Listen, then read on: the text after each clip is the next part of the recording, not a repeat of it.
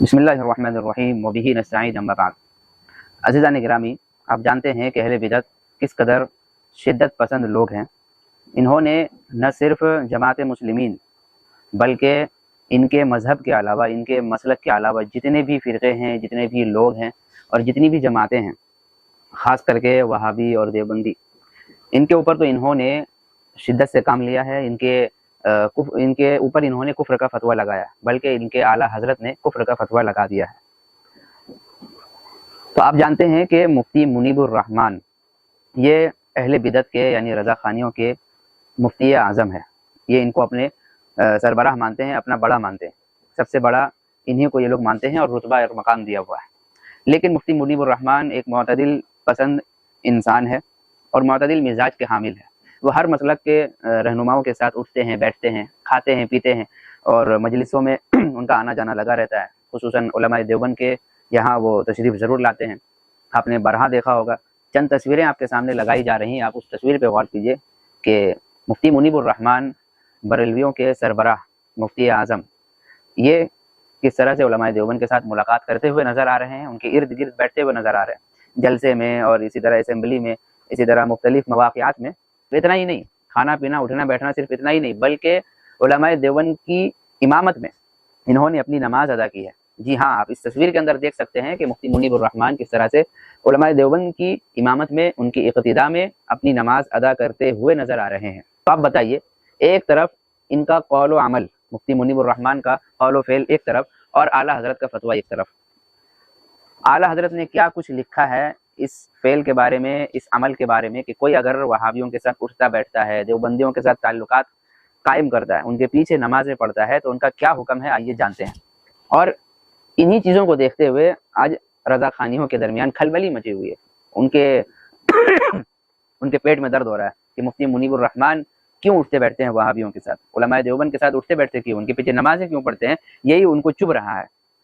اور یہ شدت سے کام لے رہے ہیں اور ان کو یہاں تک کہہ دیا ہے ان کے بارے میں کہ وہ توبہ بھی کریں، رجوع بھی کریں اور تجدید نکاح، تجدید ایمان بھی کریں، نعوذ باللہ۔ یعنی یہ اپنے ہی مفتی اعظم کو یہ لوگ نچانے کی کوشش کر رہے ہیں، چلانے کی کوشش کر رہے ہیں۔ ایک طرف ان کو بڑا مانا کہ یہ ہمارے سربراہ ہے، یہ جو بھی کریں گے قرآن و سنت کے مطابق کریں گے، اور ایک طرف انہی کے اوپر فتویٰ لگانے سے بھی یہ لوگ باز نہیں آ رہے ہیں۔ فتویٰ بازی کی مشین ہے ان کے پاس، علماء دیوبند پر تو لگایا ہی، اپنے علماء پہ بھی یہ لوگ فتویٰ لگا رہے ہیں۔ تو آپ سمجھ لیجئے کہ کس حد تک یہ گرے ہوئے ہیں۔ یہ کل کو جا کر اپنے اعلیٰ حضرت پر بھی لگا سکتے ہیں، کوئی ٹھکانہ نہیں ان کا۔ عزیزان گرامی، آپ دیکھیے یہ فتاوی رضویہ ہمارے پاس موجود ہے، اعلیٰ حضرت نے کیا کچھ لکھا ہے ذرا دیکھیے۔ بے شک یہ طائفے جن کا تذکرہ سوال میں واقع ہے، غلام احمد قادیانی، رشید احمد اور جو اس کے پیروا ہوں جیسے خلیل احمد امبیٹوی، اشرف علی وغیرہ، ان کے کفر میں کوئی شبہ نہیں اور نہ شک کی مجال، بلکہ جو ان کے کفر میں شک کرے بلکہ کسی طرح کسی حال میں انہیں کافر کہتے ہیں، توقف کرے، اس کے کفر میں بھی شبہ نہیں ہے۔ اسی طرح اعلیٰ حضرت نے آگے کیا لکھا، دیوبندیوں کے عقائد والے مرتد ہیں، ان کے ساتھ کھانا پینا، اٹھنا بیٹھنا، میل جول سب حرام ہے۔ یہ لکھتے ہیں اس قسم کے ہر بد مذہب کا ذبیحہ مردار حرام، ان کے ساتھ نکاح حرام، باطل و محض زنا، ان کے ساتھ کھانا پینا، بیٹھنا اٹھنا، ملنا جلنا، کوئی برتاؤ مسلمان کا ساتھ کرنا ہرگز کسی طرح جائز نہیں ہے۔ آگے لکھتے ہیں دیوبندی عالم دین نہیں، ان کے قول پر مطلع ہو کر انہیں عالم دین سمجھنا خود کفر ہے۔ علماء حرمین شریفین نے انہی لوگوں کے لیے بالاتفاق تحریر فرمایا ہے، من شک فی عذابہ و کفرہ فقد کفر، یعنی جو اس کے عذاب اور کفر میں شک کرے تو وہ کافر ہوا۔ آگے لکھتے ہیں جیسے یہ معلوم ہو کہ دیوبندیوں نے رسول اللہ صلی اللہ علیہ وسلم کی توہین کی ہے، پھر ان کے پیچھے نماز پڑھتا ہے تو اسے مسلمان نہ کہا جائے گا، کہ پیچھے نماز پڑھنا اس کی ظاہر دلیل ہے کہ اس کو مسلمان سمجھا، اور رسول اللہ صلی اللہ علیہ وسلم کی توہین کرنے والے کو مسلمان سمجھنا کفر ہے۔ اس لیے علماء حرمین شریفین نے بالاتفاق دیوبندیوں کو کافر و مرتد لکھا۔ عزیزان گرامی، آپ نے فتویٰ کا مطالعہ کر لیا کہ اعلیٰ حضرت نے کیا کچھ لکھا ہے دیوبندیوں کے بارے میں، نہ جانے کیا کیا لکھ دیا کہ کھانا پینا حرام، اٹھنا بیٹھنا حرام، یہ تک لکھ دیا، اور نماز پڑھنا، اس کے پیچھے نماز پڑھنے کو صحیح سمجھنا گویا بد مذہب کو مسلمان سمجھنا، ایسا انہوں نے لکھا ہے۔ تو اب بتائیے کیا مفتی منیب الرحمن کھانا پینا نہیں کر رہے ہیں؟ کر رہے ہیں، کھانا پینا بھی کر رہے ہیں، اٹھنا بیٹھنا بھی ہو رہا ہے، نمازیں بھی پڑھ رہے ہیں، تو کیا وہ فتاوی رضویہ سے واقف نہیں ہے؟ کیا وہ فتاوی رضویہ کا انہوں نے مطالعہ نہیں کیا؟ کیا وہ فتاوی رضویہ کو سمجھے نہیں ہے یا فتاوی رضویہ کو جانتے نہیں ہیں؟ ایسا نہیں ہے، بلکہ آپ سے زیادہ وہ سمجھتے ہیں فتاوی رضویہ کو۔ آپ سے زیادہ، کیونکہ آپ نے جب ان کو اپنا بڑا تسلیم کر لیا ہے تو پھر ان کے عمل بھی آپ کے لیے حجت ہونا چاہیے.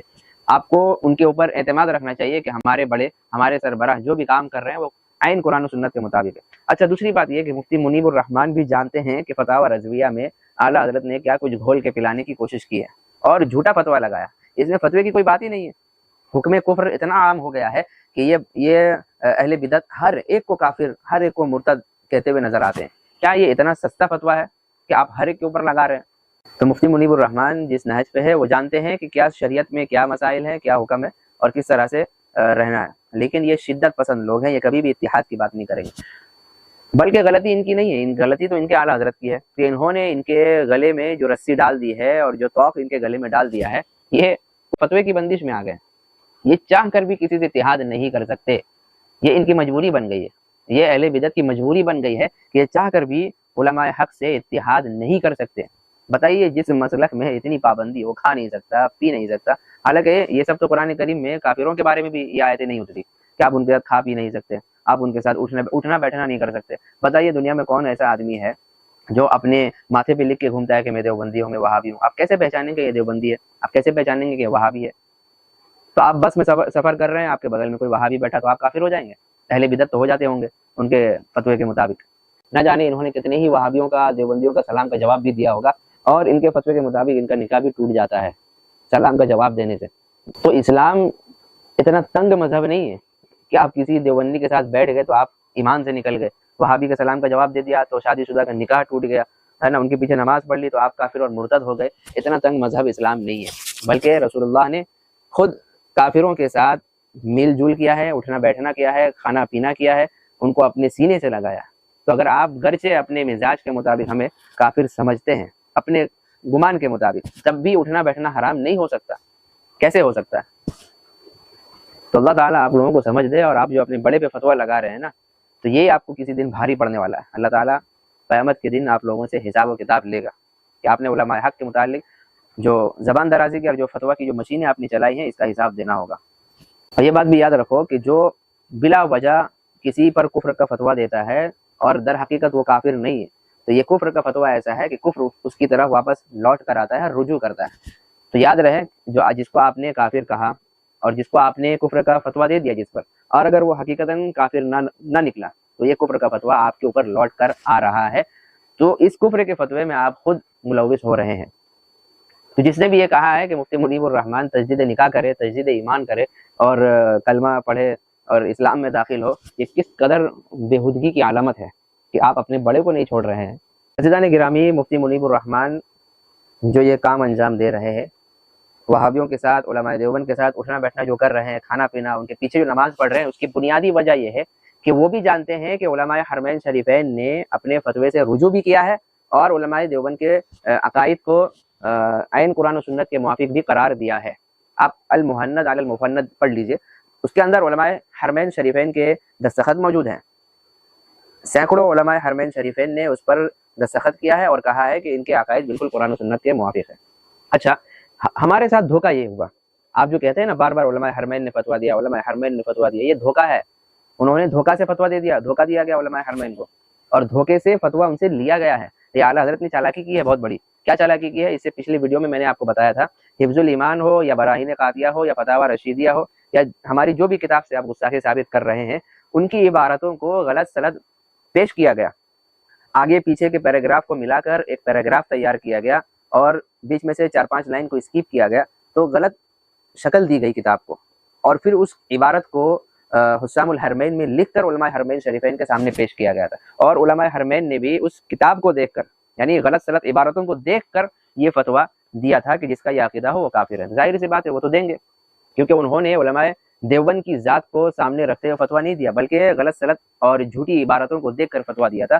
تو یہ دھوکے سے ان سے فتویٰ لیا گیا.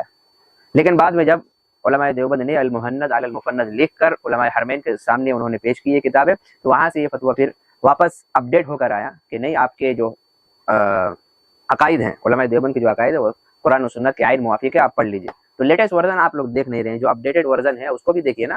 بعد میں اس چیز کو اپڈیٹ کیا گیا اور معاملہ بالکل رفع دفع ہوا. لیکن یہ پہلی چیز کو لے کر بیٹھے ہوئے ہیں. اعلیٰ حضرت بھی بہت چالاک ہے، انہوں نے دوسری بات کو نقل نہیں کیا کہ بھائی نہیں، میں نے جو فتویٰ منگوایا उससे वो रुजू कर चुके हैं। तो मुफ्ती मुनीब भी जानते हैं, मुफ्ती मुनीबुर रहमान भी जानते हैं कि ये झूठा फतवा है उस फतावा रज़विया के अंदर और हुस्सामुल हरमैन के अंदर झूठा फतवा है। इस फतवे की कोई हकीकत नहीं है, कोई हैसियत नहीं है। इस तरह तो अगर कोई कुरान करीम के साथ अगर कोई खिलवाड़ करे तो कुरान भी जो है गलत साबित हो सकता है। किसी आयत का आधा हिस्सा किसी आयत का आधा हिस्सा मिला दीजिए और दोनों को मिलाकर एक आयत आप पेश कर दीजिए, इन्नल लज़ीना कफरू व कज़्ज़बू बिआयातिना उलाइका अस्हाबुल जन्ना। अगर कोई कहता है कि जो लोग का जो जिन लोगों ने इनकार किया, जिन्होंने हमारी आयतों को झुटलाया, माज़अल्लाह यही लोग जन्नती हैं। तो दोनों हिस्सा कुरान करीम के अंदर मौजूद है, लेकिन गलत तरीके से उनको जोड़ा गया है, अपने मफाद के लिए जोड़ा गया, अपनी ख्वाहिशात के लिए जोड़ा गया, अपने मतलब निकालने के लिए जोड़ा गया। तो ये कुरान भी गलत तरीके से पेश करना साबित हो सकता है। तो अल्लाह ताला इन लोगों की पकड़ करेगा क़यामत के दिन। जिस तरह से इन्होंने झूठा फतवा लगाकर लोगों को गुमराह किया है, लोगों को तंगी का शिकार किया, तंगी में मुब्तला किया कि लोग खानदान के अंदर कितने लोग ऐसे हैं जिनके रिश्तेदार के अंदर बेशुमार लोग तबलीगी जमात से जुड़े हुए हैं, बेशुमार लोग जो है वहाबियत से जुड़े हुए हैं, बेशुमार लोग उलमा देवबंद से मुंसलिक है। भाई बहन अगर हैं तो उनमें एक भाई जो है देवबंदी है और बहन जो है बरेलवी है, लेकिन इनका आपस में उठना बैठना इन्होंने हराम कर दिया है। अगर मैं अपने अल्फाज में कहूँ तो इन्होंने अपने ही लोगों का जीना मुश्किल कर दिया, दुश्वार कर दिया। अल्लाह ताला इन लोगों को अक्ल सलीम दे। हम तो आज़ाद हैं और बिल्कुल कुशादगी के साथ इस्लाम के अहकाम पर अमल कर रहे हैं। आप लोग तंग मिजाजी के साथ ज़िंदगी गुजारें, ये अल्लाह का अज़ाब दुनिया में है आप लोगों के लिए।